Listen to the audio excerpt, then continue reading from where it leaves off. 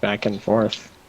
Yeah, right now, Griffin Gaming, they're gonna be really safe. They've got their wards down, and they don't want any funny business. They knew what international lane losers did last time, and actually we see international lane losers continuing the pursuit. Anyways, we do see Amadrowski coming in from the side. We do see Such Vane taking some damage. Flame actually taking most of the damage right now, and Such Vane is in trouble. We do have Tiverton Fenmar right now at the back, forced to use that flash. And it looks like the Trundle Pillar is gonna be the stopping point for this team fight. Yeah, that was it could have been better for Griffin Gaming if they were all grouped up in the same spot, but all in all, both junglers are going to be able to start at a good time, and they're both going to be able to get a leash. No kills resulting, but there were a lot of flashes burned in that fight. Finmar had to burn his flash, Leona had to burn her flash, and none of Griffin Gaming had to burn their flashes. So Yeah, so much better. favor depending on how aggressive they want to be. Much better level 1 there for Griffin Gaming over international lane losers. We do see both junglers starting at the bottom half of the map, and they're actually starting at their wolves and wraiths before they head on over to their other buff. So that's kind of interesting to see. Yeah, usually you just choose what you want to do. Like, you can choose wolves raised on each side if you want to. Oh, and we do see a bubble coming out from Kerface. Really nice bubble. Is Epicon's able to... Oh my goodness. He has to use the heal for that. That could have been first blood right there. I don't even feel like he had to use the heal. The Q didn't... The Q hit him after the heal... Before the heal went off. So the heal just brought him back up to normal health, and by that time Epicon's was backed off. So he should have... I mean, it's a safe play, all in all, to, like, save yourself. But I feel like that was just a wasted flash from Epicon's, because you should have known that Lexorus had the heal waiting. Yeah, for sure. And right now we do see IDK and, you know, Flame, they're going to be doing that top lane thing where they just farm it out for a little while. And right now they're doing just fine. Curveface keeping up the poke on Lexorus. And right now Lexorus, he's pretty vulnerable. I think in that level 1 exchange he actually had to use his flash to get out of the situation, and he had to pop his heal earlier. As we've seen, you know, when Nami bubbled him, we do have Lee Sin here in the bottom lane for support, and we do have Such Vane kind of going all in right now. He's way ahead of everyone else. He's taking tons of damage. Curveface and Epicon's, you know, they're going to go ahead and just kite it out.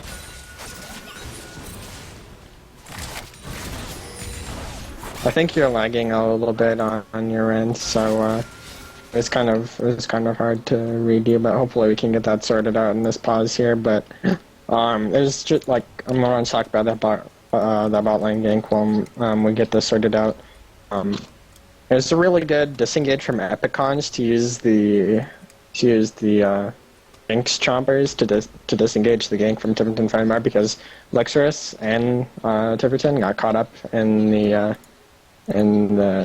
whatever it is. The chompers, you guys know what I'm talking about. Don't worry about it. Yeah. I feel that Lee Sin could have come in through a different path, and he W'd into the chompers, so it was just kind of like a wasted time in bot lane. So maybe he could have looked to come in through a different route. However, it's just well played from Epicons, resetting the lane almost. Yeah, so we're gonna see the unpause now, and Lexorus actually taking tons of damage. And Epicon's able to get the kill right there, and he might get a double kill actually. He does. Really good first blood there by Griffin. Lexorus wasn't connected for that little bit, or he wasn't aware as he just stood there. Who knows if, you know, he was there. And yeah, we do have SKT. Okay, go ahead. That was just a double kill for Jinx, and that's gonna set Jinx so far ahead between getting that first BF, and, you know, it's either you buy that first Orange Blade or you buy a BF sword, and Jinx is gonna probably be able to buy at least a BF sword in this bot a lot more than she should have been able to. Yeah, for sure. So, yeah, like you were saying, Jinx, she's gonna come back and she's gonna, you know, be doing tons of damage right now. She's already got her BF sword, so Epicons is feeling really good about that. And you know, one huge asset for Griffin Gaming is this bottom lane. They're just so powerful, and they're basically the heart and soul of this team. They make plays all the time. Yeah, I feel like this is really the. I'm not gonna just cut it Epicons here because he's made some great plays throughout the season, but KRFace has really shown through in some of these spot lane exchanges, getting pristine bubbles when he needs to, and the Leona counterplay is just all around really well played by KRFace. As long as they can stay ahead and maintain their lead, it should be easy going in the spot lane here because he's behind is not a happy Caitlyn, let me tell you that. All of these other lanes are just farming it out, and these are pretty evenly farmed lanes. Like Flame is going to pull out a little ahead of IDK 9000 with all these minions that are pushing up to his tower, but Amadrask is also pulling just a little bit ahead of SKT1 in this mid lane. Yeah, for sure. We do have another bubble coming out for Kerface. Tiverton Fenmar coming down to try and gank. We do have the Shen ult coming in, and it's going to be cancelled. I'm pretty sure in the top lane, Trundle was able to get that pillar down to go ahead and stop that ultimate. Yeah, I feel like him ulted from a poor spot. He probably ulted in range of Trundle, and Trundle just pillared him out of his ultimate, which was really good play by him. It didn't necessarily save Epicons and Fairface because turned that almost 2v1 on its head.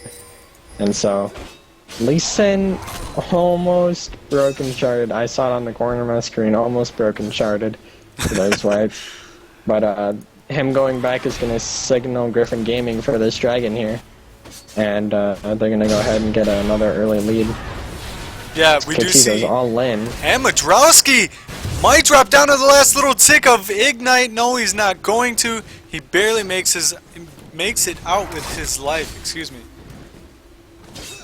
Yeah, and it's just little bits of advantages here and there for Griffin Gaming, and what do you know? They have a almost 3,000 gold lead on their hands, 2,000 gold lead.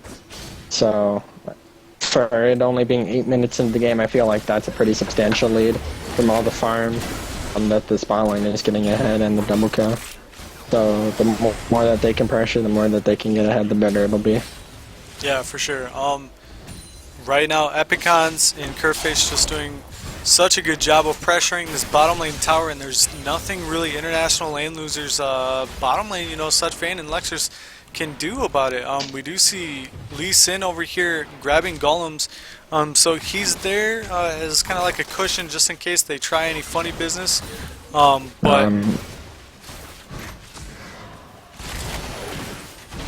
I think you're still lagging out a little bit. But one thing that has definitely stood out this game is Tiverton, Fenmar, and Gray. Because like we saw last game, Gray chose to farm for a little bit and get ahead. Tiverton, Fenmar last game chose to gank, and it worked really well for him. This game, Tiverton, Fenmar chose to gank, and it did not work really well for him. He is not only falling behind in farm, but he's not level. He is not being able to push out, and we do see the top GG lane Gray come up gank into this top lane. coming in right now. Yeah, we've seen the instant ulti from Gray, but it's not going to be enough. IDK 9000 is going to go ahead and get out of that situation. I know they comboed their abilities together pretty well, but maybe they should have spaced it out a little bit. Yeah, I feel like the taunt from Flame was a little preemptive as it's stacked on top of the Vi ultimate, and Vi didn't also charge her Q, and that could have been another form of CC to enter the gank with instead of just ulting. But yeah. Tiverton actually coming really low to all that pressure there. Yeah, for sure. And just back and forth here. Both teams kind of wanting to play it safe because this could be this game is all in. This is the game. So whoever makes the slightest mistake, gonna be out of camp here. Yeah, definitely. This is the game right now. Yeah, this is the game that Griffin Gaming needs. IDK 9000 throwing down that pillar, and he's going to be putting a lot of damage on a Flame Cryo Phoenix. Flame Cryo Phoenix, he's going to go ahead and dash out of that. Although that was pretty scary for him. We do see Vi and Lee Sin kind of hovering around this mid lane area. I wonder if we're going to see a fight break out here. This is a great counter game opportunity, but he's going to go in. And we're going to see a TP come out, but I kind of feel like that's probably going to be a waste because GG Gray and Amadrowski, you know, there's nothing left to grab here. So right now, yeah, they're going to go ahead and get away. Like I said before, TPs are going to decide this game, and IDK 9000's TP was a little too preemptive there. I don't think that Lee Sin even knew that Vile was a thing, and so when he came in, they kind of both missed their skill shots right there. I mean, Gray connected with the Q, but Amadrowski wasn't there to follow up and get the follow-up damage onto SKT1, and Turton Fenmar, he just missed the Q and walked away. So this plays out as the bottom lane of Griffin Gaming is now able to roam around. Yeah, and right now there's not a lot that SKT1 Slayer can really do to kind of do anything about it because Epicons is just going to all people in the face. That's going to be SKT1 going down, and a huge opportunity for Griffin Gaming to siege this mid lane tower. Yeah, I feel like SKT1 played that really poorly. He tried to juke one too many times, and that just resulted in him taking too much excess damage, and then boom, Jinx got excited. And this is the power... Surf's up! Yeah, I don't think anyone's going to be riding that wave. So, little excited there from Curface.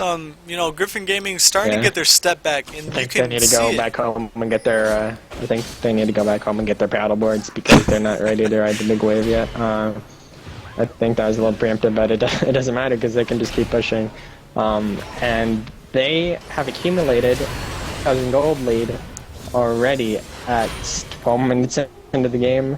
And with all this pressure, I don't think it's going to let up anytime soon. Yeah. Looking over at Epicons real quick, he's got that BF sword, he's got his crit cape and Berserker's Greaves, and now he's going to go ahead and pick up his pickaxe.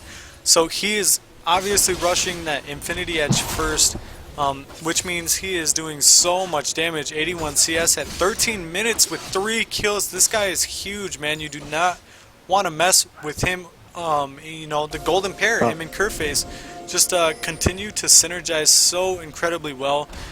Griffin Gaming. All we have to do now is pray to the RNG crit gods that when Curface starts fighting, when Epicon starts fighting, he gets a crit, because Infinity Edge is good, but you're also relying on critical strike. It's not a guaranteed thing.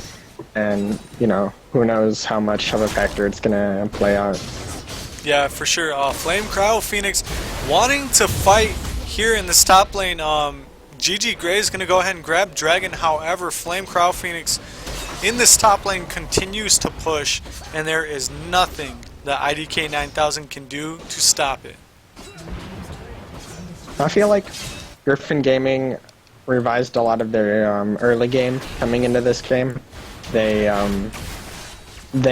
had a lot of missteps last game in their early game, which set them behind. They had missteps in bottom lane, they had a misstep in top lane. By this time, I think Flame was 0-4, and now he hasn't died, so that's a bonus, I think. Yeah. And they after took more advantage of their early game. Yeah.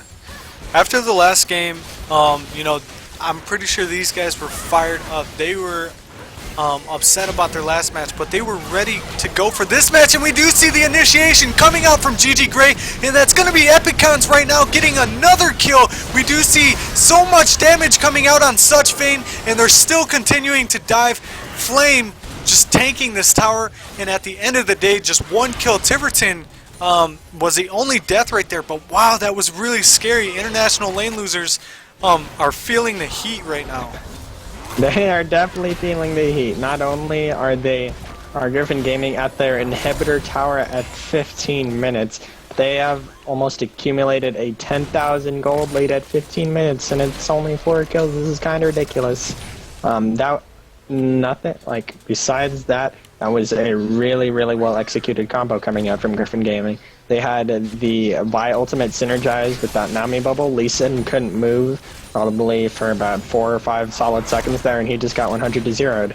And then Flame had a really good double taunt, flash double taunt. We do see the solar flare coming out on it. Epicon's gonna use the flash. We do see the pillar coming down, but it's not going to catch anyone at all. Amadrowski throwing the ultimate, and I didn't think that, or I don't think it hit a single person actually. So these teams are antsy to fight. Did save the life. Yeah, Amadrowski did save the life of Epicons there, though, because Amadrowski did burn his heal just to keep Epicons alive from that Syndra ultimate. So well played by him, but that shouldn't have been a case. That shouldn't have been a thing where they had to burn flashes and burn heals to get out of that situation. They were done pushing, and the rest of their team weren't there, so they should have been out of that area by that time. Other than that, it's good that none of them died. Yeah, for sure. Flame Cryo Phoenix doing a really good job of keeping the pressure up here in this top lane. He's really strong right now. And right now IDK 9000, he knows that, and he's playing pretty scared actually. Yeah, we can definitely see a swing of pace in this game as they do want to fight here in top lane. Yeah, Tiverton Fenmar coming straight out with the Dragon's Rage, and Flame Cryo Phoenix has to dash right there. SKT1 Poonslayer putting so much damage, and he's got the whole crew over here to answer to Flame. Meanwhile, Griffin Gaming kind of has their eyes set on this bottom lane, but they're not going to be able to set up in time to be able to make anything happen. I think that Griffin Gaming should have been in a more forward position when Flame was split pushing like that. They might be able to get this tower here, and probably not. They're going to be forced off by Keelan Ultimate, and the rest of International Lane Losers are coming down. But usually, when you have your top laner split pushing, you need to be pressuring another part of the map at the same time, so you relieve some of the pressure from him. Because International Lane Losers was able to afford 5 people going to top lane just to stop Flame, because there was no pressure on the rest of the map. Yeah. And, you know, that's something that Griffin Gaming should have been aware of, because, you know, still off in their jungle and their own base by the time that they realized, hey, we should push another lane because our top laner just died. Like I said, if you want to split push with the top laner, just make sure you're pressuring at the same time that he is. I feel like we might see a dive come out here from Griffin Gaming. Kaylin is top, and they are aware of that. The Shen ulti is up, and they are in a position where the tower, you know, it doesn't have a lot of damage. So just by their movements, I guess we're not going to see the dive that I was kind of hoping for. We do see Kaylin coming back down to assist her team. Meanwhile, Flame Cryo Phoenix continues to push his mid lane down. I guess they listen to me on what I said about focusing those outside objectives, because it's not like they're just trying to force mid like International Lane Losers was, as they are posturing just back and forth here, and it looks like they want to get this damage. Oh, she flashed it! Epicon's able to get the kill right there with his ultimate, and now this game is completely controlled by Griffin Gaming. International Lane Losers trying to figure out a solution.